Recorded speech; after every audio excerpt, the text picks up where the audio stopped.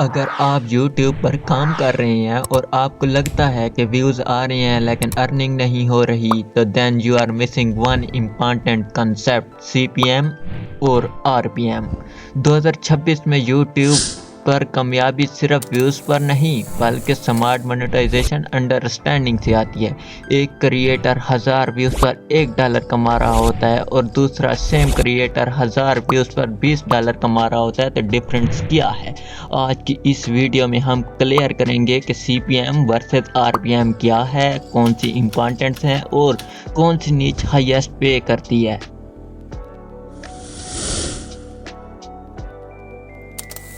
ये video basic है YouTube monetization system 2026 पर, जहां एडवर्टाइजर और ऑडियंस लोकेशन और नीच सिलेक्शन मिलकर अर्निंग डिसाइड करते हैं।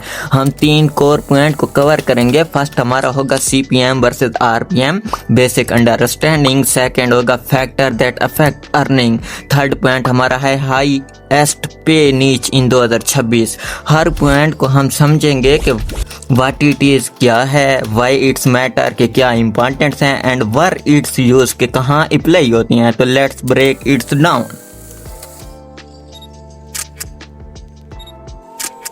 जो हमारा फर्स्ट पॉइंट था CPM वर्सेस RPM, तो व्हाट इट इज़। CPM का मतलब होता है कास्ट पर मील, यानी एडवर्टाइजर के 1000 व्यूज़ पर कितने पे करते हैं। और RPM का मतलब होता है रेवेन्यू पर मील, यानी क्रिएटर्स को 1000 व्यूज़ पर एक्चुअल कितने पैसे मिलते हैं। तो सिंपल लाइन में CPM एडवर्टाइजर के पैसे होते हैं और RPM आपकी अर्निंग होती है। यूट्यूब प्लेटफॉर्म जहाँ ये सिस्टम ऑपरेट होता है।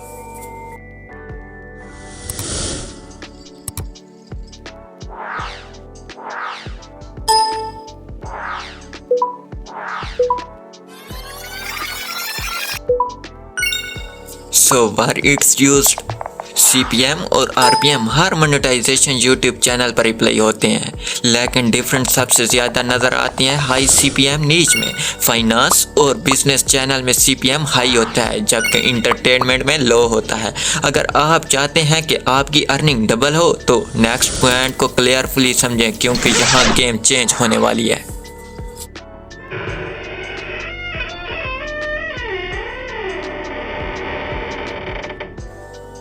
सो हमारा सेकंड पॉइंट था factor that affect CPM and RPM। What it is. CPM और RPM फिक्स नहीं होता, ये मल्टीपल फैक्टर पर डिपेंड करता है। ऑडियंस लोकेशन पर, कंटेंट नीच पर, वीडियो लेंथ पर और ऑडियंस एंजॉयमेंट पर। ये एक डायनामिक अर्निंग सिस्टम है। वाई इट्स मैटर कि अगर आप लो CPM कंट्री को टारगेट कर रहे हैं तो व्यूज़ ज़्यादा होने के बावजूद भी अर्निंग लो होगी। लेकिन अगर आप USA UK ऑडियंस को टारगेट कर रहे हैं तो आपका RPM ऑटोमेटिकली इंक्रीज होता है। तो इसका मतलब होता है smart targeting, better earning.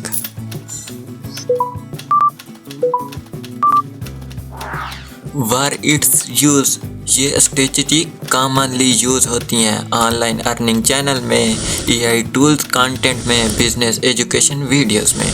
Keyword भी यूज होते हैं और वो बहुत इंपॉर्टेंट होते हैं, जैसा कि making money online, AI business, positive income. ये एडवर्टाइजिंग और फ्रेंडली कीवर्ड्स हैं। हमारी वीडियो का थर्ड और लास्ट पॉइंट था कि हाईएस्ट पे नीच इन 2026। What it is. High CPM नीच वो होती है जहां एडवर्टाइज़र ज़्यादा पैसे स्पेंड करता है। 2026 में टॉप नीच इंक्लूडेड हैं, जैसा कि finance and investment, AI and technology, digital marketing, online earning, business and start setup. So why it's matter. अगर आप रॉन्ग नीच चॉइस करते हैं तो आपके मिलियन व्यूज़ के बाद भी लो अर्निंग मिलेगी, लेकिन अगर आप राइट नीच चॉइस करते हैं तो आप कम व्यूज़ पर भी हाई इनकम जनरेट कर सकते हैं। तो this is a strategy of content selection.